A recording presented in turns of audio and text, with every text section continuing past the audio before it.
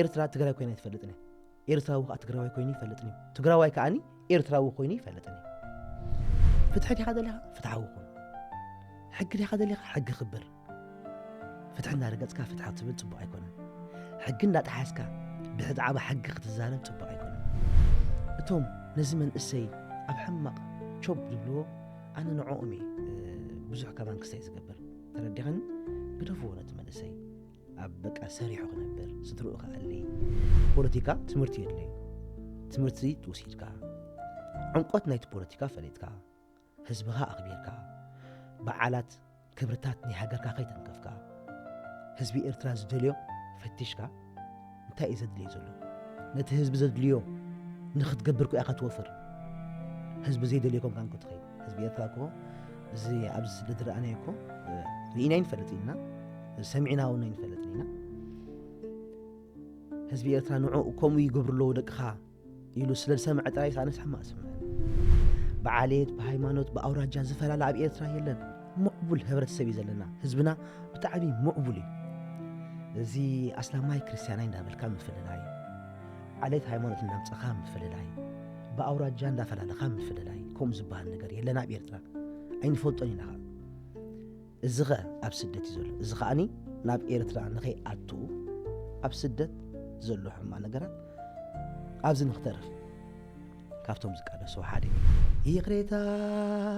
ይቕሬታ እኳ ነዛ ይቕሬታ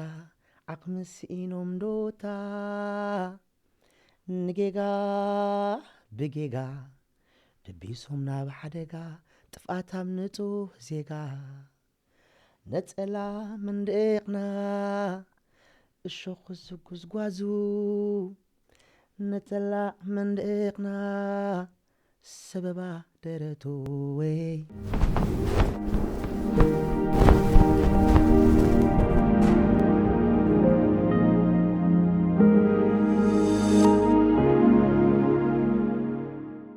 ሰላምን ጥዕናን ንዓኹም ይኹን ዝኸበርኩም ተኸታተልቲ መደብና መደብ ኤርትራያን ሚድያ ኔትወርክ ከም ልሙድ ሕጂ እውን ብዛዕባ ስነ ጥበብን መንእሰያትን ዝብል መደብ ዘተኮረ መደብ እዩ ክህልወና እምበኣርከስ ንሎሚ ዕዱም ጋሻና ጌርና ምፂናዮ ዘለና ናሆም ተስፋ ዓለም ወይ ከዓ ሕቢ ዝፍለጥ ኮይኑ ክሳብ ፍጻሜ መደብና ክትከታተልዎ ብኽብሪ ንዕድም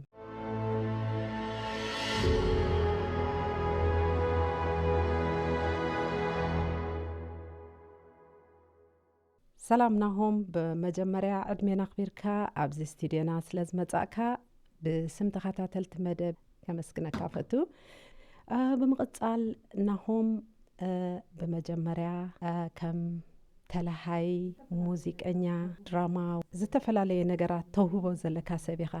ስለዚ በየናይ እንተጀመርና ይሓይሽ ብተላሃይ ዶ ክንመጽእ ከመይ ኣበጋግስኣ ተላሃይ يقني لي مجمرتا كم زيركم أخبركم أبز لزعدمكمني كبرتي هابلي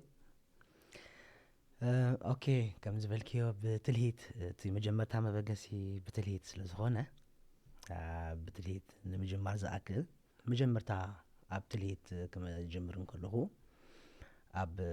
حامات اللي هو مبرع جوجل بهال ناتنت زبال أبو جميرة بعد كبر سنة باباوي دندن إسماعيل كم حلفني رشعوب وانتي أنا مس بس قد عمزي جزابير أملاخ أبزلو أبي ماني قون يمرو دفوت وحوي موسى سنة بابا موسى أنا الموسى حوينا بحسب أب جلب هالنات جميرنا كابو ناب كواخب تريم كابو شعو ناب كوا مس متعنا أبونا أيانا سمونا رأيا تشانشو تقبلو كسابتنا يمود أتا بتصح درجة دبتصحنا سمونا رأيا تشانشيو أو شعو مس بهلاو قديات هكدف تترنيفنا أب بعالات يغون أب كله هجروا بعالاتنا أب زخونا استفلا ليو بعالات أو نطفني أنا مالتي كساب كاب إيرترا زوت تي مزح حيليز نبرة أب تلهيتي نيرو أب إيرترا خلوه أب تنايدر فقاني قنو يسرح نيري نابنت لولي أقوالي ملي قال زبلا درفتات أب إرترا خلو كل سرح كونين حري شعو قنت دبزح سرحتي ناي درفي ناي تواسو أخذن كاب إرترا مسوات أخي كسا عبزياتا ناي تلهيت عبزيا نيرا مالتي مس حويل كان مو كلتيهم كجمرو خلهم عب تلهيت دي نيرو كنجمر كلنا كلتينا موسيحاوي أبتليتي نيرو حجي موسيقى أني تواسعين تلهاين نير بتيزيتي رايناهم تذكر دو بزعبا زي مالت تلهاي بارتناي سنة طبابيو أبينا عدما نيركا إذا فقر زق حدركا خلو أنا أب ودي 16 عامات قال خلوغي إيه تي أبناي زناي سنة طباب عالم ويكات ناي تلهيت كم قيات عمبابا إنا أنا جميرنا وشعود حراي كاب قيات عمبابا ناب جلبها الناتنت قال أوريدس كاب بناشنا إيه أب بهلاو قدايات تمكروخا كمي نيرو أب بهلاو قدايات تقدف ننوح زبالة عامتات سريحي أو نيرة مالت كم كله أبو زنبرا أبال نطف أبال نيرة تي دس بلني تعم جزء مسؤول أبو زنبرو كم زبالكو خي ممهرنا أبونا أيانا سمونا رأي چانچو مسارحتي قديك اللي تود بري برخت عليكس نفسي محرق زابير أمنا بقى مشالو تي زي دقم طعم زغرتات كم مشالو زي دقم كدقمو بقى زي تخلي كتحاسبو طعم فغري أنا بطبق يا ذكره زغل بطعم مش كم زي دس بلني هوت زحلفنايو مستم أزيد فوتوم دخبروم دفكروم سنة باباين حماتي مالتي أنا بحق طبق كاب تلهيت ناب درفي سجيركا إذا كن كميو حد سنة باباوي بحد مويات راي دي كونن كمعبل زخل كميو لي نقول نجارات بحد كتأمرو تخلزي عبتناي سنة بابوتا مساعة خاص بخمي من قدي كله كالي كال جي أب سنة باب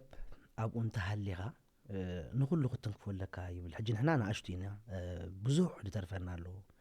نت سنة باب سي كم زي نجمرو زلنا قلينا مالت بزا نفسي أنا أب سنة باب جينا كم زي كل عزل خويني تسمعني كومي أخذ فلت عن نفسي حجي بتعن إشتي بعقمها عند حد أتخيله نقول له تنكفو تصبق إلى حسبه حجي نايدر في قن تليت نجمر كله كابن إشتهي أنا كعب غلقه أب أخريع توليد عبي أخريع ريقا سمال حجي أب أخريع أني كرار زهار ميلان حجي أنا مستم زفوت ومتعبيتي حواتي أو كرار نقعدا يتصوتني ربنا إشي كله مالتي أو حجي أسمعنا بلخا قلا كمو زقون زي كرار نقعدا نتصوتكو تتليت نداخدكو دحراي شعو مرعاتات كسارة جميلة زحجي قون تلهيت مالتي مرعاتات قال ملغ سارة جميلة دحارقن ناتي درفي نمسرح بقيعي مالتي كاب إيرترا مسوط أخو تناي دراما بزقات أمزي أزي زخبروم يحواتي كوراس نتبابويان أديام سبحتو عوات بعال تسفيت قلا أمان أو مستقبلنا جي كل جزء أبدهنا عدقت أتهم كلها تنعها زقبلك برسن يوصل نتلو ويا جي نيسرح سب أنت غينو تخيل كان بسرعة قطعته كابسرح وصاي أبكال نحردا زنت في كوين غانا تمسمري حتى سلازي زوم كبراتي حواتنا أبسرح نطفات سلاز نبرو أبتنا يتواسو أقلا مسؤوم مستقبلنا خاني تحرب دراما مسؤوم كأس فتينا مالتي كلمي يجن أب إيرترا غلقو نشتي بوتانيرا زا سدرا قالت بالنيرا دراما بس بعد سيدون ريدي قال ملا حجي أو أنا الشيء سريح نيرا جاء بس دحاني خا قال لهم نيرا بعد سيدون قال ملا دحارقن أب عديس أبا كنت قبر تغلي خا زبلك عند حرسب بدفع كاريخا بغم مشعو مستوى حواتي كأني أب عديس أبا خا نيدرا ما خا ጎን ደርፊ ድራማ ወሲኸላ ኣብ ኣዲስ ኣበባ ምስ ከድኩ ግን ትልሂት ኣቋሪፀያ ማለት እዩ ናብ ድራማ ናብ ደርፊ ከይደ ቀፂለ ማለት እዩ ሕጂ ብዛዕባ ስደት ከተልዕል ፀኒሕካ እሞ መዓስ ኢኻ ንስደት ወፂኻ 2017 እየ ወፂኣነ ስደት ኣብ ኢትዮጵያ ኢኻ ነርካ መስለኒ ገለገለ ኣርቲስት ክትፅዋዕ ስለ ዝፀናሕካ ኣብ ኢትዮጵያ ብዝነበርኩ ሙሉእ እዋናት ማለት ምስ ካልኦት ስነ ጥበባውያን ሃገርና ስራሕኩም ከመይ ተካይድዎ ነርኩም እንደገና ድማ መነባብሮኹም ከ እንታይ ይመስል ነይሩ እወ ሕጂ ንሕና ናብ ኢትዮጵያ ምስ ኣተና ኣብ ፅቡቕ ግዜ ኢና ኣቲና ኩሉ ፅቡቕ እዩ ነይሩ መሳርሕትና እቶም ስነ ጥበባውያን እውን ኣብ ፅቡቕ ንጥፈታት ስለ ዝነበሩ ቀጥታ ናብ ስራሕ ኢና ኣቲና ሕጂ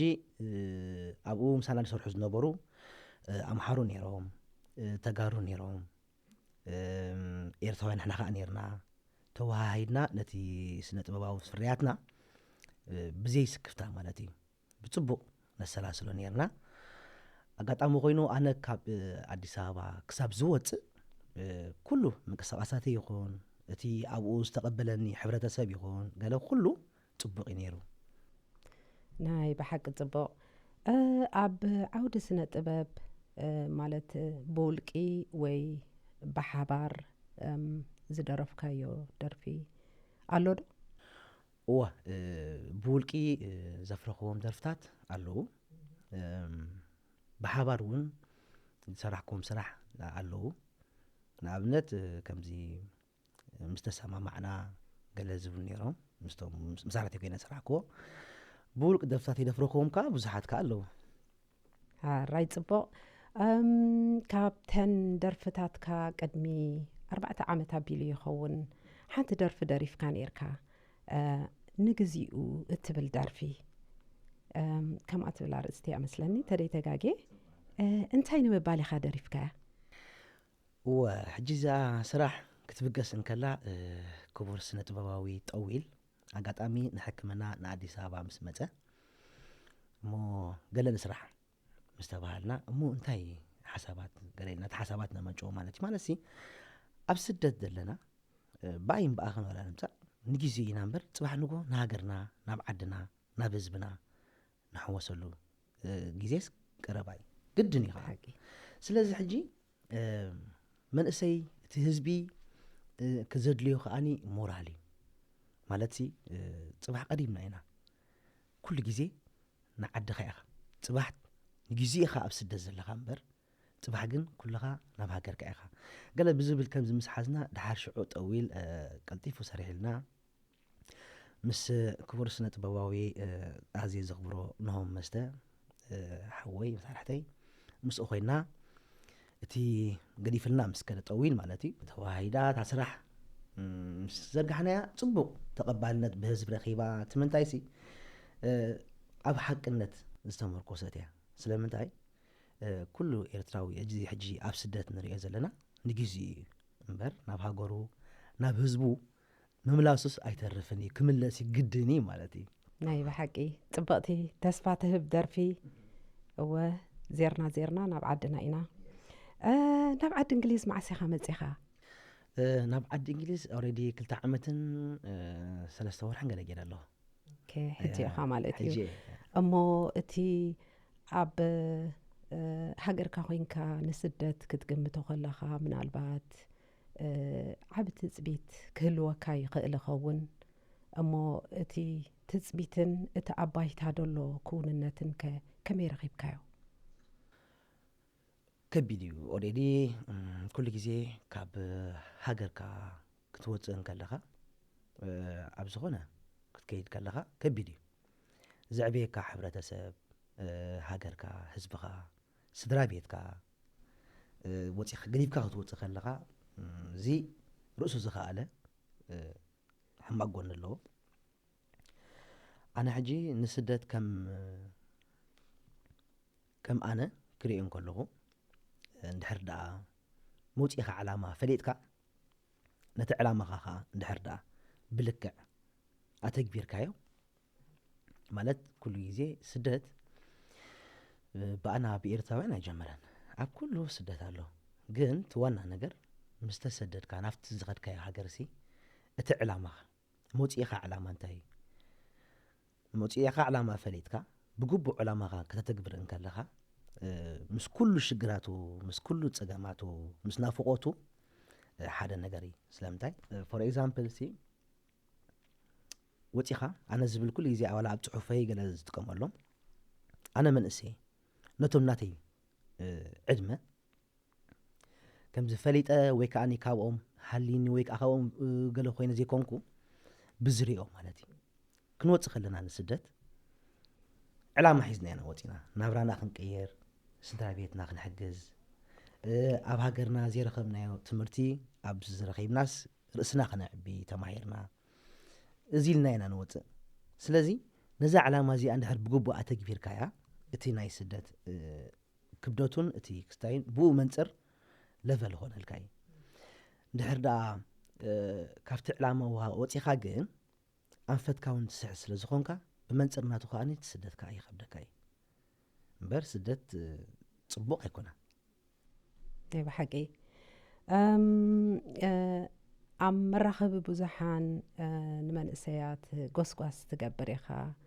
ምናልባት ብዛዕባ ስደት ካበልዓልና ስደት መበቆልካ ታሪኽካ ቋንቋኻ ባህልኻ ኩሉ ነገር ዘጥፋኣልካ እዩ ስደት ናይ ብሓቂ ግዜ እናነውሐ ምስ ከደ ወይ ከዓ ከምዚ ክትብሎ ዝፀናሕካ ብግቡእ እንተ ደኣ ዘይተጠቒምካሉ ሱርካ መሰረትካ እዩ ዘጥፍእ ስደት እሞ ከም መንእሰይ መጠን ንስኻ ንነብስኻ ብኸመይ መንገዲ ኢኻ እዚ ስደት እዚ ኣብ ሓደጋ ከይውድቐካ ብኸመይ መንገዲ ንነብስኻ ኮንካስ ንመንእሰያት ኣሕዋትካ እውን ጎስጓሳት ክትገብር ከለኻ ብኸመይ መንገዲ ተካውኖ ነዚ ነገር እዚ መጀመርያ ንስኻ እንዲኻ ኣብነት ትኸውን ሽዑኡ ከዓ ነቶም ከማኻ ዝኣመሰሉ መንእሰያት ኣሕዋትካ ማለት እዩ ፅቡቅ ኣላ ሕጂ ከም ዝበልኩ ኸ ንኣብነት ኣነ ሕጂ ንናይ ነብስኻ ከም ዝበልክዮ ካብ ነብስኻ ኢኻ ትጅምር ናብዚ ዓዲ ምስ ኣተኹ ትምህርቲ ግድን ምዃኑ ስለ ዝፈለጥኩ ኣብ ትምህርቲ ኣቲ ስቲል ናው ተምሃራይ እዋ ሕጂ ቤዚክሊ ናይቲ ዓዲ ደድልየካ ነገራት ክትገብር ኣለካ ቤዚክሊ ከዓኒ እንታይ ደድልየካ ኣብዚ ትምህርቲ እዩ ከይተምሃርካ ሰብኣይ ትኸውን ኢኻ ስለዚ እንዳተምሃርኩ እንዳሰራሕኩ ናብራይ እንዳመራሕኩ በታ ዓቕመይ በታ ዘላትኒ ስድራይ እንዳኣለኹ ነቲ ነገራት ዝጥቀመሉ ብነፍሰይ ከዓኒ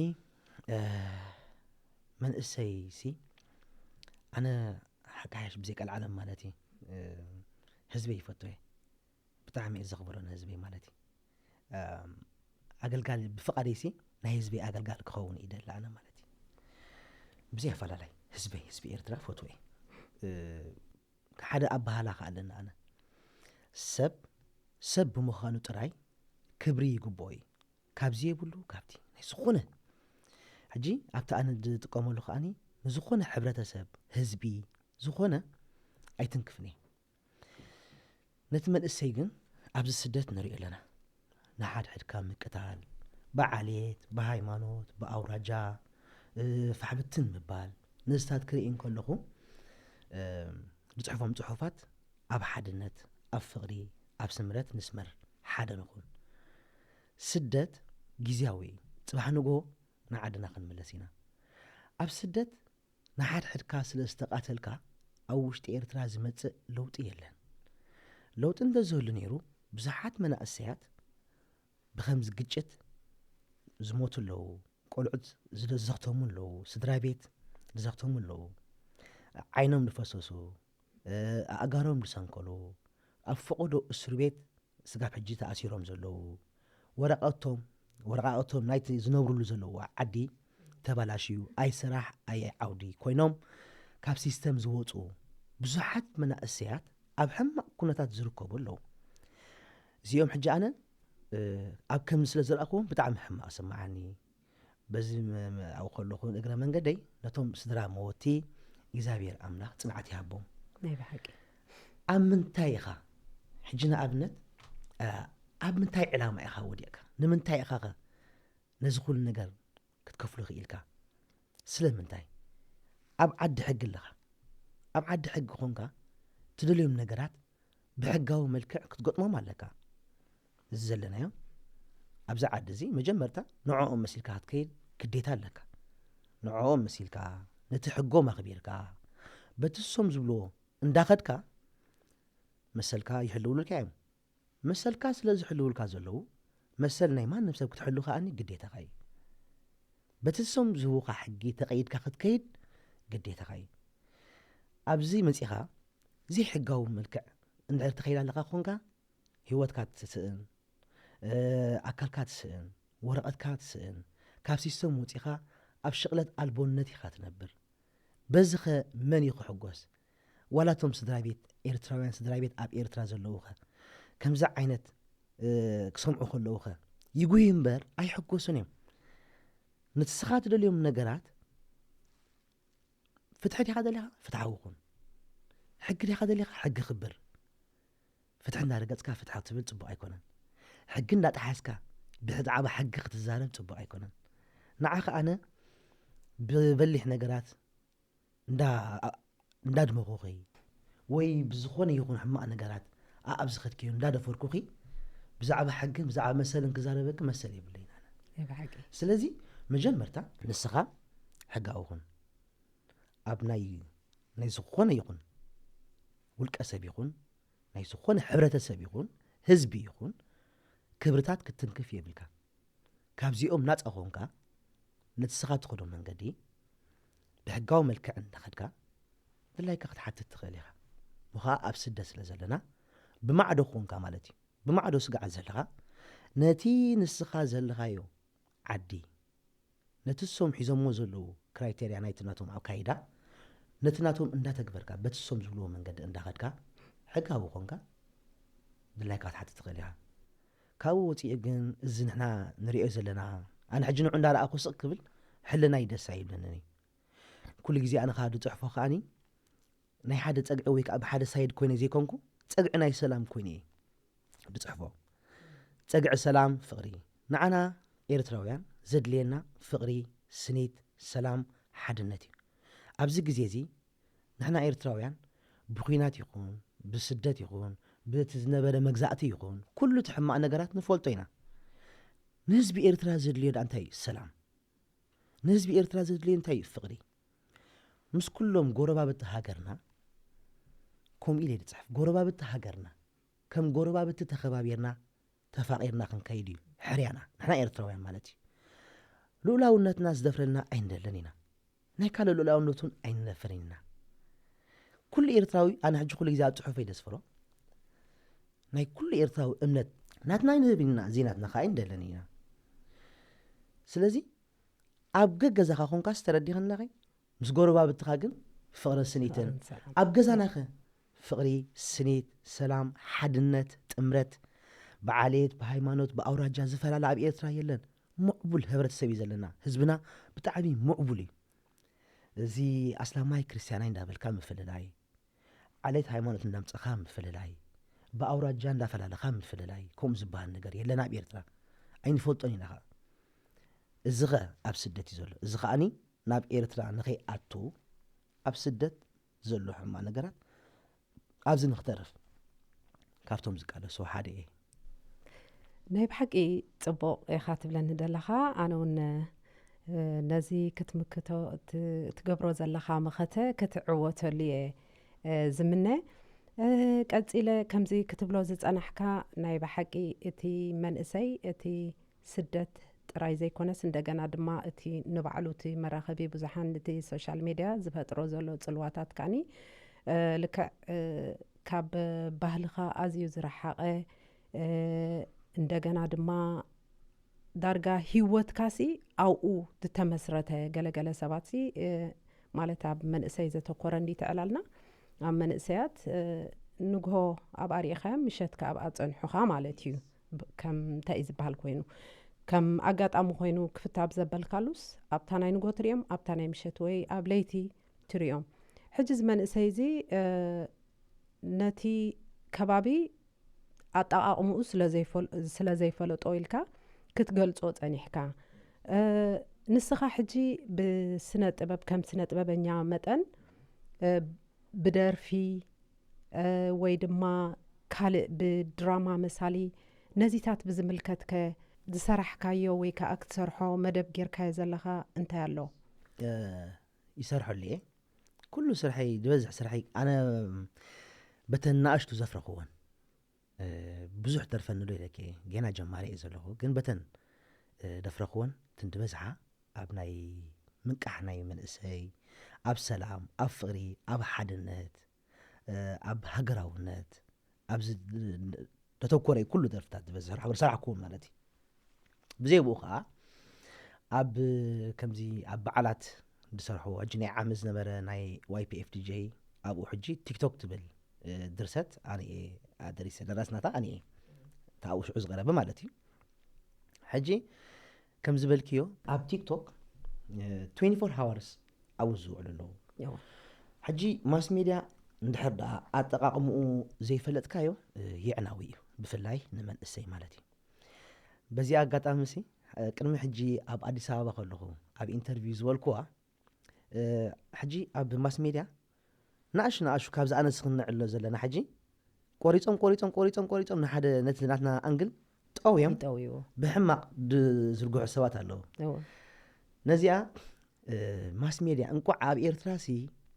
ኢንተርኔት እንቋዕ ይሃለዎ ኣብኡ ተዝህሉ ነይሩስ ከምዚ ሕማቕ ነገር ሕጂ ነታ ምባሊ ኣነ ጥቕሚ ናይ ኢንተርኔት ጠፊእኒ ይኮነን ጥቕሚ ናይ ኢንተርኔት ፅቡቅ ገይረ ፈልጠ ስድራና ክትረክብ ብዙሕ ነገራት ግን እቲ ናቱ ነቲ ዕንወት ንክገለጽ ተዛረብኳ ዘረባ እያ ፐርኬ ኣሰንቢልና እዩ ሽዑ ብፍላይ ኣብቲ ሽዑ እዋንሲ ብጣዕሚ ኣሰንቢልና ኣብ ቲክቶክ ተኣቱ ፀርፊ ባእሲ ብዕልግና ናይ ሓደ ሰብ ኣምፃ ኣቢልካ ክብርታቱ በቃ መን ብዘይገድስ ሓመድ ገብርዎ ገለ ተረዲኽኒ ብዙሕ ኣፀያፊ ነገራት ነይሩ እዚ ብዙሕ ኣፀያፊ ነገራት ከኣኒ ህዝበይ ስለ ዘይረኣዮስ ኣምና ክመዝገን እንቋዕ ኣብ ዓድና ይኮነ ኣብኡ ነይሩ እንተዝኸውን ንምባል ዝተጠቀምኩላ ነዚኦም ቶም ከም ዝብለክ ዘለኹ ቶም ጨወይቲ ከምዚ ናይ ቃላት ኣብፃ ኣቢሎም ክስታይ ገይሮም ነይሮም ሕጂ እምበር ጥቕሚ ናይ ኢንተርኔት ጠፊእና ኣይኮነን የድልየናን ፈረቓን በርኬ ኣካል ናይ ምዕባለ እዩ ህዝብኻ ክምዕብል ሃገርካ ክምዕብል ማንም ኤርትራዊ ሃገሩ ክትምዕብል ህዝቡ ክምዕብል ዘይደሊ ኤርትራዊ የለን እቲ ምንታይ ሲ ኤርትራውያን ህዝብና ንፈቱ ኢና ሃገርና ንፈቱ ኢና ነትፈቶ ከዓኒ ማዕቢሉ ዓንቢቡ ክትሪኤ ከዓ ትደሊ ኢኻ ግን መዓስ ብኸመይ ዝብል ነገራት ኣብኡ ኢኻ ትጣፋእ ሕጂ ናብቲ ኣማስ ሚድያ ክመልሰልኪ እቲ ብጣዕሚ ኣሰካፊ እዩ ኣጣቕማ ስለ ንእሸይ ድሓፅረና 24 ሰዓት እንድሕር ደኣ ኩሉ ግዜኻ ንዕኡ ሂብካዮ እሞ ከዓ ከም መንእሰይ እቲ ክሰርሓሉ ክትመሃረሉ ዝግበአካ ግዜያት ኣብኡ ትቆትሎ ኣለኻ ሽዑኡ ኣብኡ ስለ ዝቐትልዎ ብዙሕ ግዜ ስለ ዝመላለሱ ገለገለ ሰባት ሽዑ ነፍሰ ምትሓት ገብሩ ነፍሰ ምትሓት ምስ ገበርካ ኣብቲ ቲክቶክ ኣብ ላይፍ ከለዉ ይበልዑ ኣብኡ ከለዉ ይድቅሱ ኣብ ላይፍ ከለዉ ይሰትዩ መስተ እንዳሰተኻ ከለኻ መስተ ሕጂ ከም ባህሪ እንዳሰኸርካ ክትመፅን ከለኻ ደይንስኻ ኢኻ ትኸውን ንሕና ሕጂ ኣነ ከም መንእሰይ ኣብቲ ነብሰይ እትየ ስለ ዝፈልጡ ኣብ መስተ ክሰቲ ከለኻስ ሕቢኢልካ ኢኻ ትሰቲ ባላት ባራት ከማን ዝተረዲኽን ለኺ ካብቲ ፋሚልኻ ድዩ ወይ ገለ ንሕናስ ከም ሕቢኢልካ ትሰቲ ገለ ተገቲርካ ካሜራ ቀሪብካ ኣብ ቅድሚት ጌርካ ኣብ ላይፍ ኮንካ መስተ እንዳሰተኻ ወላ እውን ንስድራ ቤትካ ነቲ ናትካ ባእኻ ዝሓምም ህዝቢ ነቲ ሕብረተሰብካ እውን ተረዲኽን ይትንክፍ እዩ ስለዚ ካብዚ ንኽንወፅእ ኣነ ዝፅሕፎ ፅሑፋት ከምኡ እየ ዝብል ኩሉ ግዜ ነቲ ማስ ሚድያ ኣጠቐማ ንፍለጠሉ ማስ ሚድያ ኣይንጠቀም ኣይኮነን ንጠቀመሉ ግን ብኸመይ ኣጠቃቕማ ፍለጥ ኣብ ማስ ሚድያ ትፅንሐሉ ሰዓታት ትገብረሉ ግዜ ትገብረሉ ካልኣይ መልእኽቲ ክትሕልፍ መልእኽቲ ትሕልፎ ከዓ ብፍላይ ንፍቕሪ ንስኒት ንሰላም ምስ ዝኸውን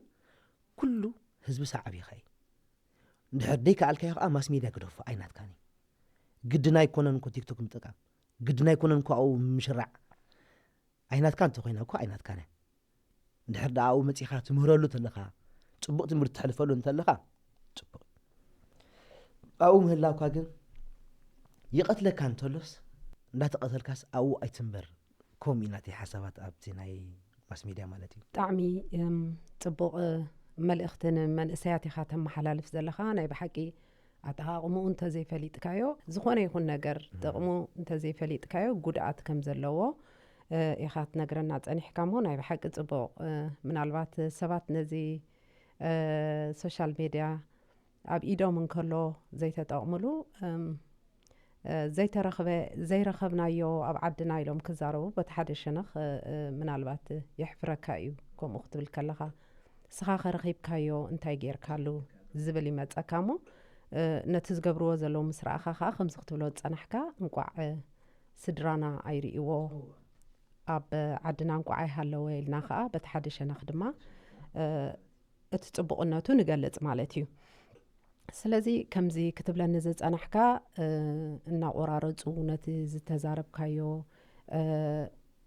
ከም ሕማቕ ገይሮም ዘቕርብዎ ሰባት ኣለዉ ንሪኦም ኢና እውን ንስኻ ከምዚ ዓይነት ጎስጓሳ ብትገብረሉ እዋን ተፃብኦታት ብኡ መጠን ድማ ፅቡቕ ግብረ መልሲ ካብቶም ንዓኻ ዝድግፉኻ ዝረኸብካዮ ኣሎ ዶ ብልክዕ ሕጂ ናብ ማስ ሚድያ ክትወፅእ ከለኻ ተፃብኦታት ኣሎ ፀርፊ ኣሎ ሕማቕ ፀርፍታት ኣፀያፊ ፀርፍታት ዘኽብሩኻ ነቲ ሓሳብካ ተቐቢሎም ዝስዕቡኻ ከኣለዉ ሕጂ ኩሉ ኣብ ማስ ሚድያ ትወርፍ ከለኻ ፅቡቕ ጥራይ ይኹንካ እንትረክብ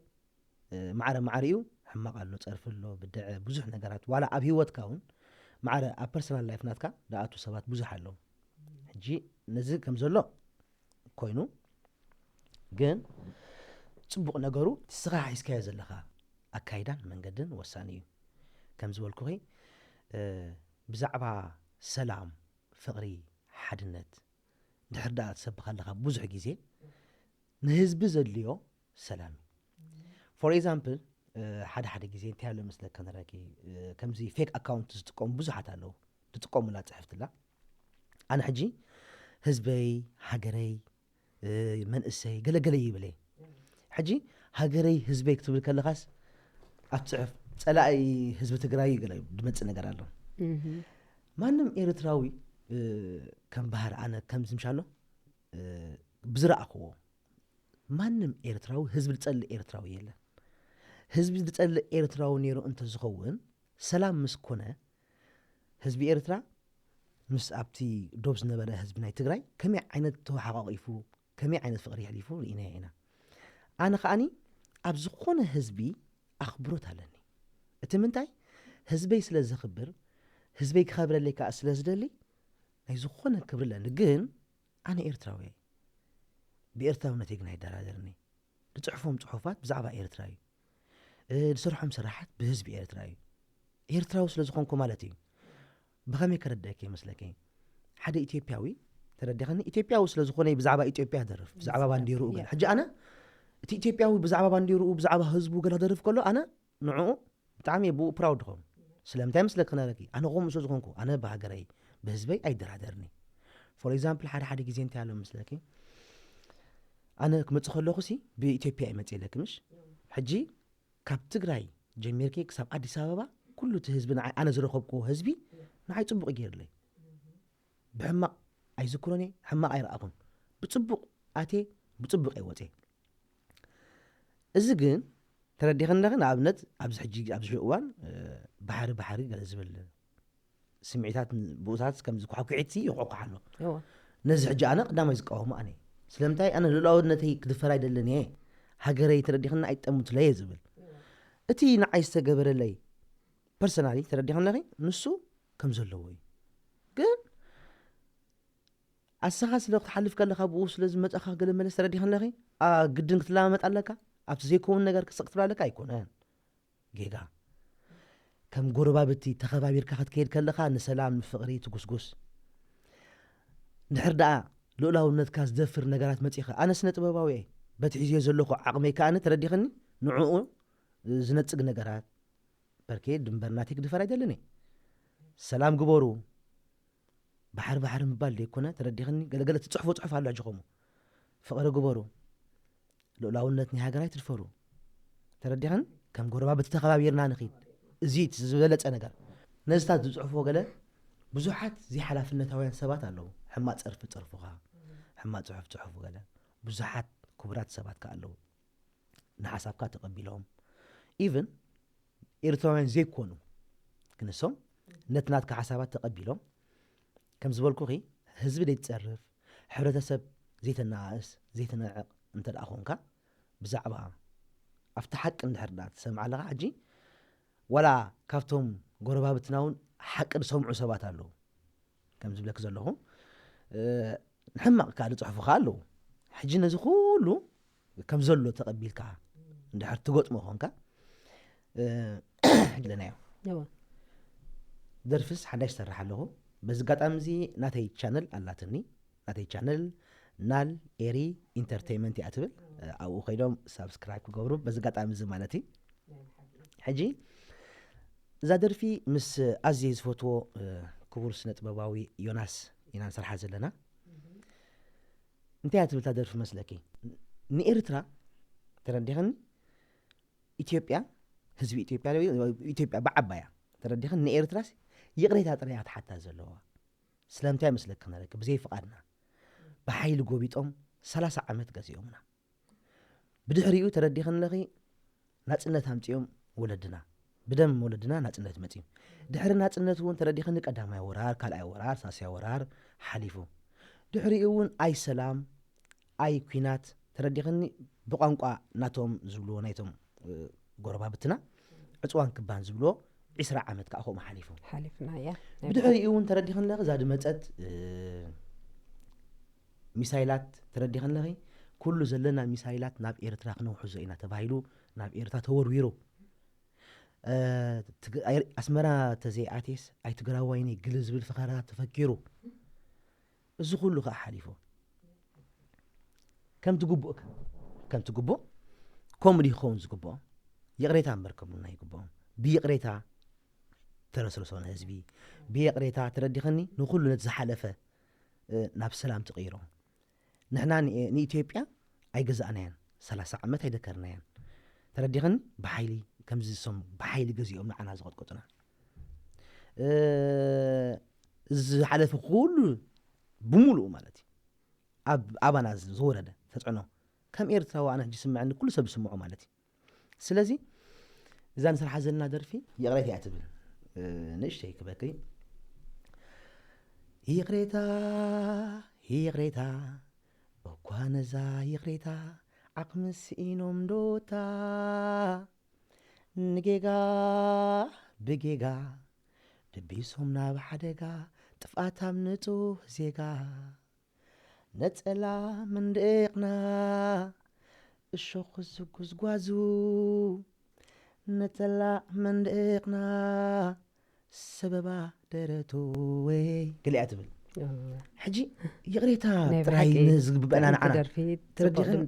ثانك يو مالت بيقريتاكو ብዙሕ ነገራት ኢኻ ትሃንጽ ኣብ ይቕሬታ ፍቕሪ ኣሎ ሰላም ኣሎ ርግኣት ኣሎ ኣብ ይቕሬታ ማለት እዩ ሕጂ ኣፍካ ኸፊትካ ይቕሬታ በለኒ እንድሕር ትብሎ ለኻ ንሓደ ሰብ ክሳዕ ክንደይ መሪርካ ኣሎ ማለት እዩ ክሳዕ ክንደይ ትፃዊርካ ኣለኻ ማለት እዩ ኣነ እንድሕር ንዓኽስ ብዙሕ ግዜ ትፃዊርክንስ መዋኸይ ፅቤክ ተለኹስ እንድሕር ነዊሓትን ያ ኸ ይቕሬታ በለኒ ይቕሬታ እንድሕር ናፊቕካስ ተረዲኽኒ ባህላይ ብይቕሬታስ ሰላም ደልየ ኣለኹ ማለት እዩ ፍቕሪ ደልየ ኣለኹ ማለት እዩ ሕጂ نهزب إيرترا خا يقريها ترى يزقبو نهزب إيرترا حج خا أز كل حاليفوس بحردو قلدو زول ميسكا خا أوكيحت حج خا أوكينات ودقينات كابكينات زمت ربحة خمزيل نحنان هزب إثيوبيان أدعينا نفلتنا كابكينات زمت ولا حنت رقعت يلا سلازي حطو لك بحقها وحطو أو حق نأمن حقها وحطو سمم على الجرس استفاي زبين إيزي نحنا مريتنا نفلت نصوم مريتها مفوتو سلازي زخونه ولا حتى انت متأسي بحقه ملكع بمر رايك فتح زلو ومبر سلام انت ناب كينات نقوي انت يزلو كينات ولا ون انا حجي ابزياس زوماتنا يحواتنا اب دنب تقاوم لنا قلقله زبلو نكينات كنفخلو اني نمنتاي نهزبي إيرترا كينات يكونن زلو سلام ናይ ብሓቂ ሰላም ዘምፀሉ እዩ ዘሎ ህዝቢ ኤርትራ ኩናት ይፈልጥ እዩ ጭኮና ይፈልጥ እዩ ስደት ይፈልጦ መረረ ብምሉእ ኩሉ ይፈልጦ እዩ ህዝቢ ኤርትራ ሰላም እዩ ሓሪምዎ ዘሎ ስለዚ ኢና ሰላም ንድለያ ኩልና ንሕና ይኹን እዞም ጎረባብቲ ሃገርና ይኹኑ ኩላትና ኣብ ሰላም ንኣብነት ርሑቕ ከይከድና እዘን ኣብናትና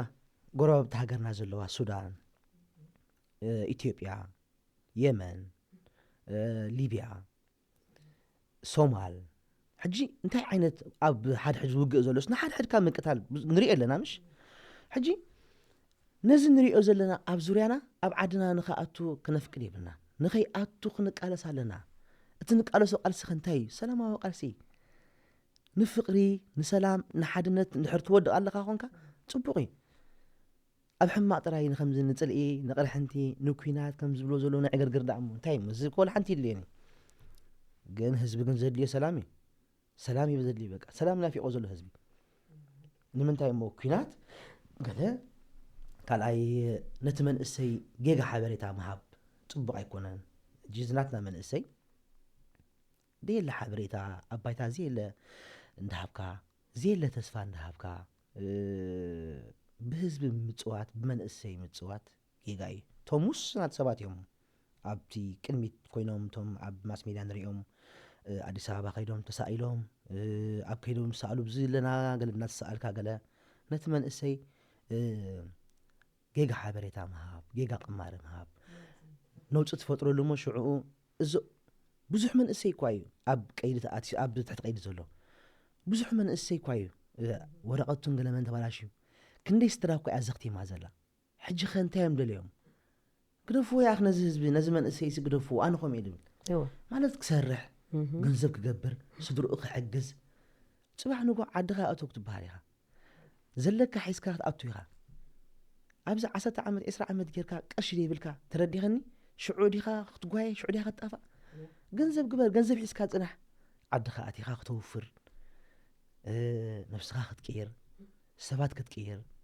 ስለዚ እቲ ግዜና ሕጂ ስለ ዝኾነ እቶም ነዚ መንእሰይ ኣብ ሕማቕ ቾብ ዝብልዎ ኣነ ንዕኦም እየ ብዙሕ ከማን ክሳይ ዝገብር ተረዲኸኒ ግደፍዎ ነቲ መንእሰይ ኣብ በቃ ሰሪሑ ክነብር ስድርኡ ክኣሊ ዝኾነ ይኹን ነገር ናይ ፖለቲካ ስምዒት እንተሃሊካ ከዓኒ ብኣፍልጦ ክኸውን ኣለዎ ብትምህርቲ ፖለቲካ ትምህርቲ የድልዮ እዩ ስለ ተፃረፍካ ወይ ከዓ ወፂኻ ተረዲኸኒ ለኸ ኣፍካ ስለ ክሳብ ዝቕደድ ህዝቢ ስለ ዘናኣስካ ሕብረተሰብ ስለ ዝወንጀልካ ፖለቲከኛ ማለት ኣይኮንካ ንስኻ ተፃራፋ ኢኻ ፖለቲካ ትምህርቲ የድልዮ እዩ ትምህርቲ ትወሲድካ ዕምቆት ናይቲ ፖለቲካ ፈሊጥካ ህዝብኻ ኣኽቢርካ በዓላት ክብርታት ናይ ሃገርካ ከይተንከፍካ ህዝቢ ኤርትራ ዝደልዮ ፈቲሽካ እንታይ እዩ ዘድልዮ ዘሎ ነቲ ህዝቢ ዘድልዮ ንኽትገብር ኩ ኢኻ ትወፍር ህዝቢ ዘይደልዮ ኮንካ እንኮ ትኸይድ ህዝቢ ኤርትራ እኮ እዚ ኣብዚ ስደት ረኣናዮ እኮ ርኢና ይንፈልጥን ኢና ሰሚዕና እውን ይንፈልጥን ኢና ህዝቢ ኤርትራ ንዑ ከምኡ ይገብሩ ኣለዉ ደቅኻ ኢሉ ስለ ዝሰምዐ ጥራይ ኣነስ ሕማቕ ዝስምዐኒ ናይ ብሓቂ ብጣዕሚ ፅቡቕ ነዚ መንእሰይና ከማኻ ዝበሉ ክበዝሑ እየ ዝደሊ ናይ ብሓቂ ፅቡቕ ኣገላልፃ ትገልፆ ኣለኻ ብሓቂ እየ ዘመስግነካ በዚ ትገብሮ ዘለኻ ስለዚ ትጎስጋስካ ቀፅለሉ ብዙሓት ደገፍቲ እውን ኣለውኻ ስለዚ ነዚ ሪኦምካ ክበዝሑልና ንምነ ማለት እዩ ኣብ በዓል ፈንቅል ኣፃዊትካ ነርካ ምስለኒ ኣነ እኳ ኣይነበርኩን ግን ፅቡቕ ሓሊፉ ክብሉ ሰሚዐ ናይ ብሓቂ ፅቡቕ ኣፃዊትካ ከመይ ረኺብካዮ ንመጀመርያ ኻ ዲ ነይሩ ሽዑ ቅድሚኡ ኣፃዊትካ ነርካ እዋ በዓል ናይ በዓል ናፅነት ዓመ ማለት እዩ ኣብ ሸፊልድ ከይድና ኣብኡ ነይሩ ማለት መደብ ሕጂ ከም ዝብለካ ዘለኹ ኣነ ክብርታት ናይ ሃገር ዝትንክፈለ ኣይፈቱኒ ስለምንታይ ናይ ካልእ ሃገር ክብርታት ስለ ዘኽብር ይትንክፍኒ ኣነ ስለ ደይትንክፍ ማንም ክብርታት ናይ ሃገር ክትንክፈለይ ከኣነ ፈቃደኛ ይኮንኩን ሕጂ በዓል ናፅነት ሓደ መስከረም 20 ሰነ ማለት ኣነ ከዓ ከም ዝበልኩ ኣብቲ ናይ ትልሂት ስለ ዝነበርኩ ዝኩሉ በዓላት ካብቲ ኖርማል ሰብሲ زيادة نبعلو نبر ناس نحن عنا سلامتي مسك نركي كلمي تمدب كلمة بعد متاو كلمة سلسة ورحينا ندارولو مدل أوتيا كم سرعة بقى تدارينا بقول مش عارف بتصبق يذكروا أنا كومي خاد فدت أنا سلازي أبو شعو ناي قنبت مسكنا أبو متيم ربشهم ترى زي كنا نتي جزا كشلمو قال زخور سبات نيرهم ببلح نجارات قال مشالو كسب أبكو ما زاتو سبات كسب حموشو معت هيوتهم دي فوتو سبات نيرهم እግዚአብሔር አምላኽ ዝተመስገነ ይኹን ብህይወት ወፂኦም ግን ካብቲ ዘጣዕሰንን ዘሕምመንን ብጣዕሚ ሕማቕ ዝስምዐኒ መዓልቲ ሽዑ እዩ ስለምንታይ ንምንታይ ኣብ ምንታይ ፎር ኤግዛምፕል ንሳቶም ኣብ ደስ ዝበሎም ከም ደስ ዝበሎም በቲ ንዕኦም ባህ ዝብሎም ይኸዱ ምርኢት የርእዩ ይእከቡ ኣብኡ ኸይዱ ማንም ኤርትራዊ ዝርብሽ የለን ስለምንታይ ናብቲ እቲ ዳስቲ ንኹሉ ይምልከት እዩ ንዕኦም እንኮ እንድሕር ኤርትራውያን ኮይኖም እንድሕር ዳ ኤርትራውያን ኮይኖም ንዕኦም እንኮ በዓሎም 20 ሰነ 24 ጉንበት ሓደ መስከረም እዚ ኮ ናቶም ኳይ ናብቲ ገዛ ንኽመጽእ እኮ ተረዲኸን ዝኽልክለኩ የለን ወይ ናብኡ ትመጽእ ክትመጽእ ኣይደለኻን ከኣኒ ኣብ ክብረትካ ሒዝካ ኢኻ ኣብቲ ንዓኻ ዝምልከት ኢኻ ትኸይድ እምበር ናብኡ መጺኻ ሕማቕ ነገራት ክትገብር እቲ ዝበልናዮ ዓንተ ወይ ተረዲኸን ሽዑ ከኣኒ ካብኡ ብዙሓት ኣብ ትሕቲ ዓጋእትዮም እዮም ኣብ ትሕቲ ቀይዲ ስለምንታይ ዋላ ብኦም እዩ ተሓስባና ንሶም ዋላስ ንምንታይ ህይወቶም ይባላሾ ስለምንታይ እቲኦም ተረዲኸን ለኺ ንሓዊኻ ኸ ስለምንታይ ክሳዕ ክንዶ ትጭክን ንሓዊኻ ክሳዕ ክንዶም ጭካን ኣነ ብቅድሚ ኣምላኽ ብለክ ኣለኹ ምሻሎ ከምዚ ብጣዕሚ ሕማቕ ሰሚዕኒ ባይዞ ከምዚ ክዝክሮ ከማን ኣይደለኒ እቶም ዝሃረሙ እቶም ዝተኣስሩ ህይወቶም ተፀየቐ ናይ ኩሉም ሓሲብካ ተረዲኸኒ ኣብ ምንታይ ንምንታይ ኣድሊካ ትኸይድ እንድሕር ንዓኽ ድልይ ኣነ ይመፀኬ እንድሕር ንዓኽ ድደለኹኻ በቲ ክትኸድዮ ኣንጎሎ ከማን ኣይርከብኒ ኣነ ያ ዛሲት ሕጂሲ ሽዑ እዚኣ ምስ ሓለፈት ገለ እዛ ናይ በዓል ናጽነት እዛ ናይ ፈንቅል ከዓ መጽያ እጂ ናይ ፈንቅል ጽቡቕ በቃ ደስ ይልኒ ከም ማለት ኣብ ማሕበራዊ ሚድያ ንሕር ኢኸ ይኾንክስ ክንደይ በቃ ድሕሪ ክንደይ ዓመት ዝረኸብኩም ሰባት ኣለዉ ትተሓቋቆፍ ትፋቐር ትስሕቕ እቲ ናትካ በዓላት ተረዲኸኒ እሞኻ ኣብ ስደት ዳርጋ ኣስመራ ዘለኹ ኮይኑ ትሰሚዕኒ ብዘይከል ዓለም ከምዚ ኣስመራ ዘለኹ ኤርትራ ዘለኹ ይሰሚዕኒ ተረዲኸኒ ብፍላይ ኣብ ሶሻል ሚድያ ትፈልጦም ሰባት ናይ ብሓቂ ከምቲ ቀደም ትፋለጥ ነበርካ ኮይኑ ይስምዓካ በቃ እቲ ናፍቆት ኣሉ ገለገለ ካብኡ ዝዓቢ ፍቕሪ ካብኡ ዝዓቢ ማሙቕሲ የለን ስለምንታይ ኻ ነቲ ፍቕሪ ትፈርሖ ስለምንታይ ኻ ንሓውኻ ምሕቋፍ ትጸልእ ሓደ ኣሎ ከምዚ ኤክስትሪም ዝኸይድ ኣነ ሕጂ ደይድግፎ ማለት እዩ ንኣብነት ከም ዝበልኩ ጎረባብቲ ሃገርና የኽብሮም እየ ኣነ ሕጂ ኤርትራዊ ኤርትራዊ ኮይነ ትግራዋይ መንነተይ ገለገለ ዝብል ቋንቋ ኣሎ ኣነ ክስታይ ማለት እዩ ሕጂ ወላቶም ተጋሩ ኸማንሲ ነዚ ኸማንስ ክድግፍዎ ኣይግብኦም ንብል ኤርትራዊ ኢኻ ከም ኤርትራዊ መጺኻ ከም ጎረቤትና ሓውና ኢልካ ኣኽብሮ ኢትዮጵያዊ ትግራዋዩ ከም ጎረቤትና ኣኽብሮ ከም ጎረቤትካ ኣኽብሮ እንታይ ስለ ዝተደለየ እዩ መጺኻ ከምዚ ትግራይ ገለገለ ኣይኮነን እዚ ኮ ሰላም ያምጽእኒ እኮ ሰላም ዘምጽእ እኮ ተረዲኸን ነኸ እንታይ ድዩ ድሕር ናይ ብሓቂ ፍቕሪ ትደሊ ኾንካ ወይ ከዓኒ ንህዝቢ ትግራይ ናይ ብሓቂ እንድሕር ተሓሊ ኾንካ ከም ጎረቤትካ ኣኽብሮም ከም ጎረቤትካ ረኣዮም ኤርትራ ትግራይ ኮይና ይትፈልጥኒ ኤርትራዊ ከዓ ትግራዋይ ኮይኑ ይፈልጥኒ ትግራዋይ ከዓኒ ኤርትራዊ ኮይኑ ይፈልጥኒ ሓደ ትግራዋይ ተረዲኸን ኣነ ኮ ኤርትራዊ ኢሉ ኣብ ማስ ሚድያ ክመካሕር እዩ ዝፈልጥ ኣየለን ኣብ ቲክቶክ ግን ኣነ ትግራዋይ ኤርትራዊ ትግራዋይ ገለ ዝብል ብዙሕ ግን ንርኢና ሕጂ እንድሕር ደኣ ናይ ብሓቂ ንህዝቢ ትግራይ ተኽብር ናይ ብሓቂ ንህዝቢ ትግራይ ተፍቅሮ እንትኾንካ ከም ጎረቤትካ ሓብሕቦ ከም ጎረቤት ተኸባቢርካ ተረዲኸኒ ሓቢርካ ክትዓቢ ሕጂ ንኣብነት ንሕና ጎረባብቲ ኮይናስ ተረዲኸኒ ሓበራዊ ዕቤት ናይ ሓበራዊ ሰላማዊ ዕቤት ተረዲኸኒ ንኽትዓቢ ሕሰብ ተዘየለ ነቲ ዘሎ ነገራት ሕጂ ኣነሲ ከም ዝብለክ ዘለኹሲ ንህዝቢ ትግራይ ኣነ ወላ ሓንቲ ፅልእ የብለይ ከም ዝበልኩ ወላ ሓንቲ ዝተሓሓብ የብለይን ግን ኣነ ግን ሃገረይ ስለ ዘፍቅር ተረዲኸኒ ንህዝቢ ትግራይ እንታይ ይብሉ እዚኦም በዓ እዚኦም ፀልእ ናይ ህዝቢ ትግራይ ዘለዎም ገለ ኣይኮነን ጎረቤትና ይንፀልእን ኢና ንሕና ንፀልእ ክብርታትና ዝትንክፍ ንሕና ንፀልእ ልኡላውነትና ዝደፍር ዳኣ እምበር ከም ጎረቤትና ሱዳን እዮም ሕጂ መዓይ ክንደይ ንከባብር ኣለና ተረዲኸኒ ሕጂ ብኻልእ ኣባህላ ክበኪ ቋንቋና ይብሉኻ ሕጂ ቋንቋ ትግርኛ ኣብ ትግራይ ትግርኛ ዝዛረቡ ኣለዉ ኣብ ኢትዮጵያስ ክልል ትግራይ ማለት እዩ ትግርኛ ዝዛረቡ ኣለዉ ኣብ ኤርትራ ከዓኒ ትግርኛ ዝዛረብካ ኣሎ ኣብ ኤርትራ ዓፋር ኣሎ ኣብ ኢትዮጵያ ዓፋር ኣሎ ኢትዮጵያዊ ዓፋር ኤርትራዊ ዓፋር ተረዲኸኒ ኢትዮጵያዊ ትግራይ ትግርኛ ኤርትራዊ ትግርኛ ንሕና 9 ብሄራት ኢና እዞም 9 ብሄራት ከዓ 9 ቋንቋታት ከዓ ኣለና ክልተ ሃይማኖት ኣለና እዚኦም ኢና ንሕና ተረዲኸኒ ኩሉ እንግሊሽ ዝዛረብ ኣሜሪካዊ ወይ ከዓ እንግሊዛዊ ይኮነን ኩሉ ዓይኑ ጨምጫም ቻይናዊ ይኮነን ተረዲኸኒ ባህላይ ሕጂ ኣነ ዘይቅበሎ ከም ናተይ ማለት እዩ ወላ እውን ንሰላም ኣይምርሕን እዩ ንፍቕሪ ኣይምፅን ኢለ ዝሓስቦ ዘይቃዶ ነገራት ከተቃዶ ምፍታን ተረዲኸኒ ንኤርትራ ከም ዘላታ ኤርትራ ምስ ክብርታታ ከይጎረሽካ ከይበልካ እንድሕር ደኣ ፍቕሪ ኤርትራ ውለካ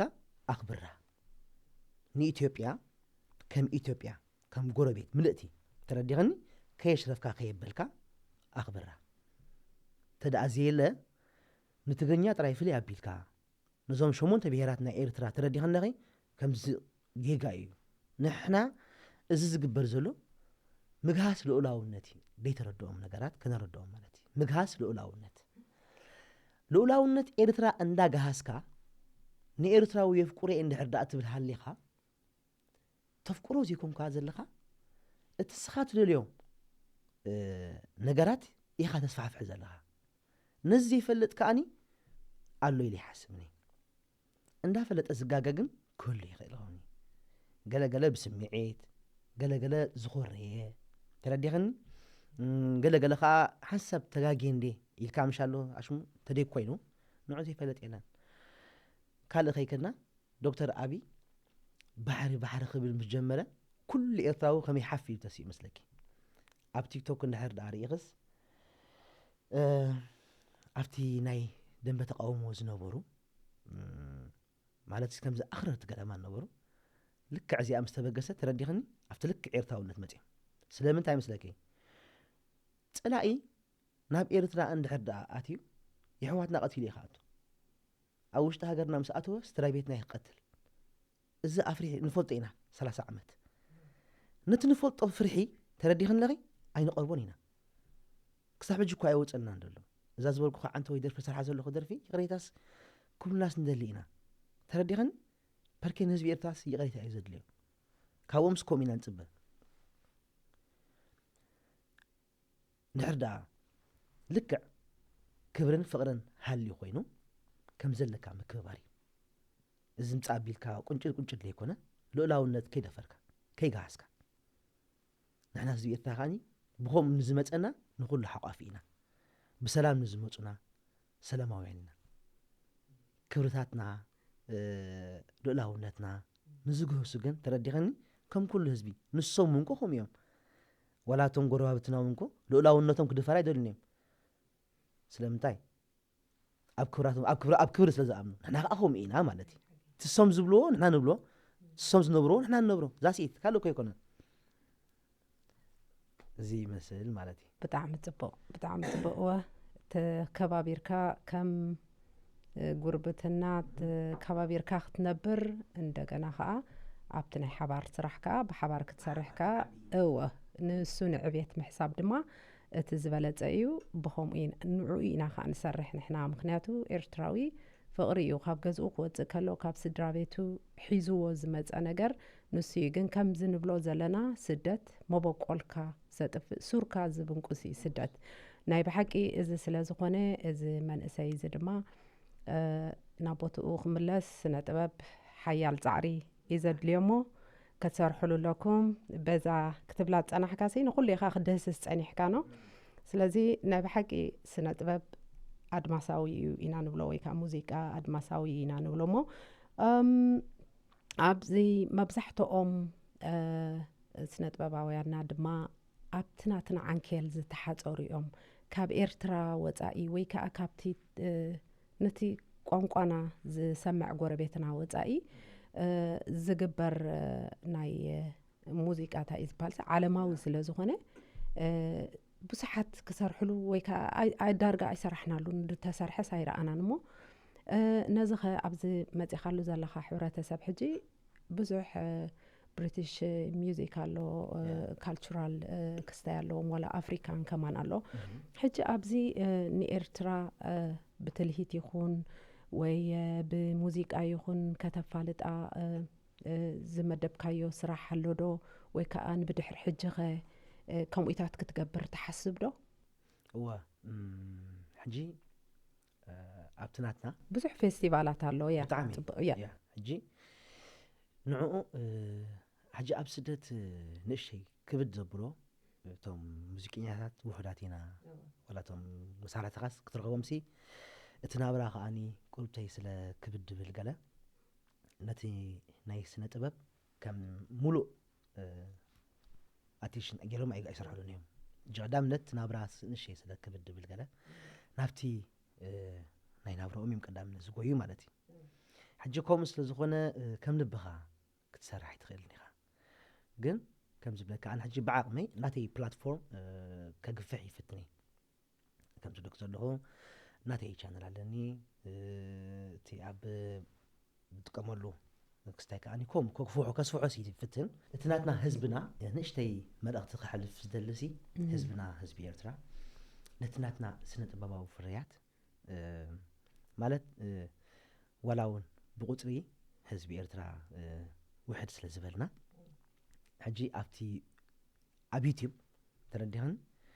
ኣብ ትወፀሉ ግዜ ኣብ ስርሓሉ ብፍላይ ከምዚ ሃገራዊ ደርፍታት ክኸውን ከሎ ናይ ህዝቢ ገለ ክኸውን ከሎ ብዙሕ ክስታይ የብሉን ሰዓብ የብሉን ተረዲኽን ኣብኡ ሕጂ ክፀቅጥ እቲ ክወፅእ ዘለዎ ብዙሕ ደርፍታት ኣለዎ ክወፅእ ዝግብኦ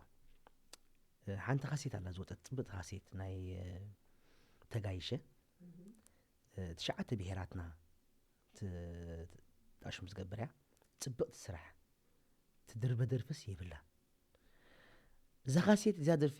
ካሴት ምልእት እያ 9 ብሄራትና ዘለዋ ዘካተተት እያ ፅብቕቲ ስራሕ እያ ንዓኣ ግን ዝረኣያስ ፎሎወርስ ድሕር ሪኢኸዮም ሲ ብጣዕሚ ኢኻ ዝኣሽትኸውን ሕጂ ኣብ ምምራፅ ወይ ኣብ ምፍታሽ ንእሽተይ ድሕር ንብል ዘለና ኮይኑ ይስምዐኒ ማለት ሲ ኣይናይ ከነጉልሖ ኣለና ኣይናይ ከነውፅኦ ኣለና ሕጂ 9 ብሄራት ኣካቲታ ኣላ እታ ካሴት እዚኣ ናብ ሙኸዓ ብፅቡቅ ኣሰራርሓ ዘመናዊ ሙዚቃ ኣማዕቢልዎ ኣሎ ኣብኡ ተጠቂሙሉ ዘሎ ሙዚቃ ክንረኪ ይኽእልኒ ተረዲኽን እቲ መሰረታዊ ናትና ተጠቂሙሉ ኣሎ ምስ ዘመናዊ ኣዋሃሂድዎ ብጣዕሚ ከምዚ ዝተራቐቐ ስራሕ እዚኣ ሕጂ መለለይት ናይ ኤርትራ ስለ ዝኾነት ክትወፅእ ግባእ ካብኡ ሓሊፉ ከዓኒ ካብ ትግርኛ ወፃኢ በቶም ናትና ብሄራትና ብስራሕ ስራሓት ከዓኒ ብዙሕ ሰዓብ የብሉን ሕጂ እቲ ክሰዓብ ዝግብኦ ክወፅእ ዝግብኦ እዚ ክብሪ ናይ ኤርትራ እዩ ክብርታት ናይ ኤርትራ እዩ ዋላ ንኣብነት ኣነስ ኩናማ ዋላ ኣይስማዕ ተረዲኽኒ ግን ናተይ ትግረ ናተይ ሳሆ ናተይ 9 ብሄራት ናተይ ኣነ ኮይኑ ዝስምዐኒ ስለዚ ናተይ ነቲ ናተይ ኩርዓተይ ክብረተይ ዝብሎ ንዕኡ ክውፅእ ክኽእል ኣለኒ ክትንክፎ ኣለና ኣብዛ ሕጂ ስራሕ ኮ ሓዳሽ ደርፊ ዛ ቅድሚ ገለ ኣዋርሒ ዘርጊሐያ ዘለኹ ኣብኣ ሕጂ ናይ ክቡር ስነ ጥበባዊ ኣቦና የማነ ባርያ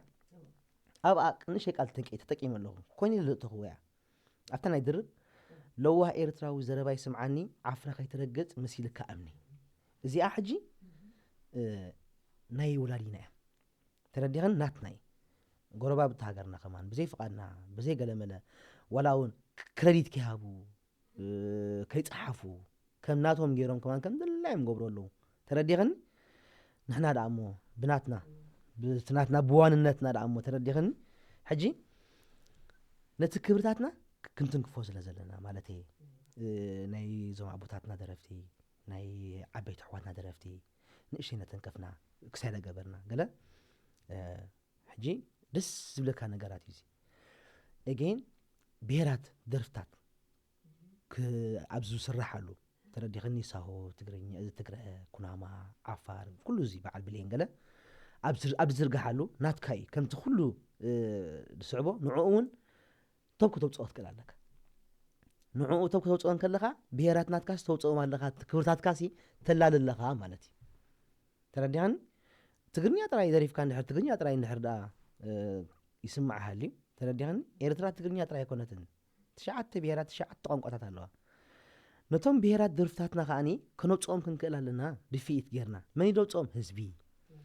سنة باباوي يفري مسافري خاني حزب خاني نت سنة باباوي فرياتنا يصعبوا بفلا يبزا ناي تغاي شخت قلصات انا حكا حجسي تزلو موزيكاس مس افريكان ميوزيك زخيديو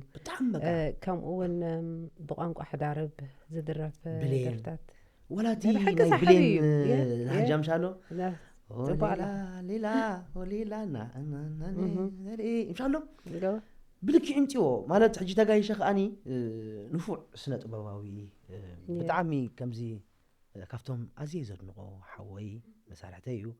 ابهلاو غديات قدف ود مسرعيو دك مسارع بحساب وردياغ نحلو خلنا دي قلمنا قلب بحسابينا كابتم طعمات سبات قليت تغايشه موري رؤسو تعمي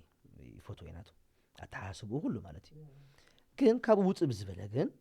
بزعبات اسرح كن مسمعكو انا بزعمي تدني قال سلامتاي زي اسك سمع لي تخل سلامتاي حزبناس نزسي كوصو زي غبو صحيفلاتا درفي باغيرس صحيفس اب ماسميداناتي سن زرغيايو حجي نز خمزه عينت كبرتاتنا زغلص درفتات بوش زغبرو حزبناي سلازي تحزبناتنا أقولنا خون نعنا خعبينا دقينا سلازي اتناتنا سنة بابا فريات بعقمنا خنسرح نكلنا ودات يكوننا مولات يكوننا نحنا كم زبلك زلقو نفس سنة بابسي